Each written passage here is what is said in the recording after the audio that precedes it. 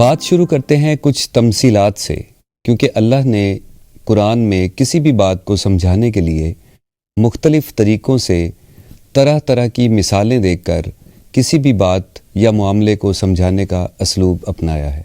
علمی غلط فہمی جو کبھی بھی کسی کو بھی ہو سکتی ہے اور اس غلط فہمی پر اٹک جانا جہالت کہلاتی ہے۔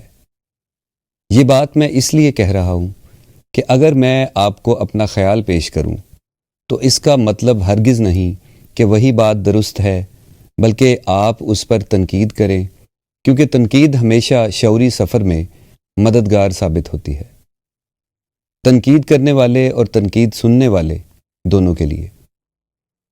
جیسے ایک رسی میں کئی دھاگے ہوتے ہیں، جب کسی کے ہاتھ میں ایک دھاگا آتا ہے تو وہ اسے رسی سمجھ بیٹھتا ہے۔ یہی مسئلہ روحانی طور پر بھی پیش آتا ہے، اور کبھی کبھی ایسا بھی ہوتا ہے کسی کو اگر ایک دھاگے کا نشان بھی مل جاتا ہے تو وہ سمجھتا ہے روحانیت پالی، یہ تو ایک ایسا راستہ ہے جس کا کوئی راستہ ہی نہیں، کیونکہ راستہ اور تلاش اس شے کی ہوتی ہے جو دور ہو یا گمشدہ ہو، یہ تو آپ کے بالکل پاس ہے۔ اس راز کو جاننے کا ایسا نشہ اور مزہ ہے کہ اس کی ایک جھلک انسان کو ساری عمر اس کے خمار سے باہر نہیں نکلنے دیتی۔ اب آتے ہیں روح کے موضوع کی طرف۔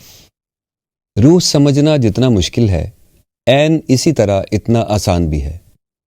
اس کے لیے ہمیں اس جسم کے موجودہ باکس سے باہر نکلنا پڑے گا اور زندگی میں موت کا مزہ چکھنا پڑے گا۔ اس کا مطلب ہرگز نہیں کہ کوئی مر جائے، کیونکہ موت کے لیے جو لفظ استعمال ہوا ہے، موت کا ذائقہ چکھنا ہے۔ ذائقہ چکھنا اور موت دونوں الگ الگ مشاہدات ہیں۔ روح کے مشاہدے کے لیے ضروری ہے کہ آپ اپنی ذات کو مادی اشیاء سے نتھی کرنا چھوڑ دیں۔ جب تک آپ اپنے آپ کو چیزوں کے ساتھ جوڑتے رہیں گے، روح کا ادراک نہیں ہوگا۔ مثال کے طور پر، آپ کے پاس جو کچھ بھی ہے، آپ ان سب چیزوں کو ایک لمحے کے لیے یہ مان لیں کہ میرا کچھ بھی نہیں ہے۔ گھر، کاروبار، ماں باپ، اولاد، پیسہ، سب چیزوں کو سائڈ پر رکھ دیں، حتیٰ کہ اپنے جسم کو بھی کچھ دیر کے لیے الگ کر دیں، کیونکہ یہ آپ نہیں ہے۔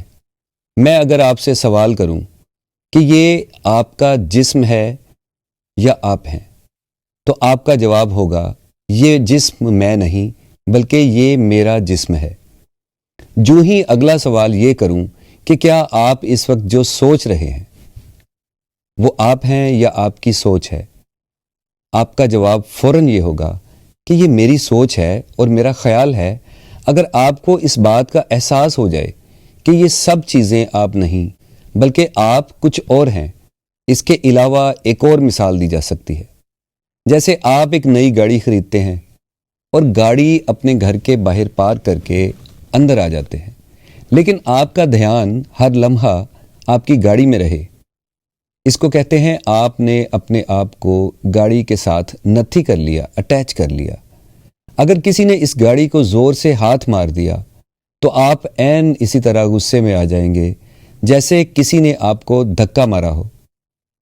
اگر آپ اس جذبے کو سمجھ لیں اور یہ جان لیں کہ آپ کا جسم آپ نہیں، آپ کی سوچ آپ نہیں، تو باقی صرف آپ کی ذات بچے گی۔ پھر آپ اس سفر کا آغاز کریں گے جہاں آپ کو روح کا ادراک ہوگا۔ ادراک کا یہ سفر ایسا ہرگز نہیں جس میں کوئی مافوق الفطرت چیزوں سے واسطہ پڑے، بلکہ ایسے حقائق کو جاننا ہے جو ہر اعتبار سے سائنس کے پیمانے پر پورا اترے اور انسانی نفسیات اور موجود اشیاء اس کا مشاہدہ ہے۔ جیسے اس کائنات میں تمام تر موجودات کا آپس میں تعلق ہے، مثلا عمل اور اس کا رد عمل، اور اس رد عمل سے جو نتیجہ نکلتا ہے، یعنی تھیوری آف ریلیٹیوٹی جو آئنسٹائن نے ہمیں دی، یا پھر یوں کہیں کہ کائنات میں جتنے بھی قوانین ہیں ان کا آپس میں ربط اس طرح سے معلوم ہونا کہ ہر واقعے کی اتنی شفافیت سے ذہن نشینی ہونا کہ اس کا چھوٹے سے چھوٹا حصہ بھی ہماری حسیات سے ماورا نہ ہو رہا ہو، اور اس حد تک جاننا اور جانتے رہنا روح کا سفر ہے، اس لیے رب کائنات نے روح کو اپنا امر کہا ہے، اپنا حکم کہا ہے، یعنی امر ربی، اور امر ربی کے ادراک کی حالت کو مراقبہ کہتے ہیں، اور مراقبہ روح کے لیے سفر اور منزل کے حصول میں مددگار ثابت ہوتا ہے۔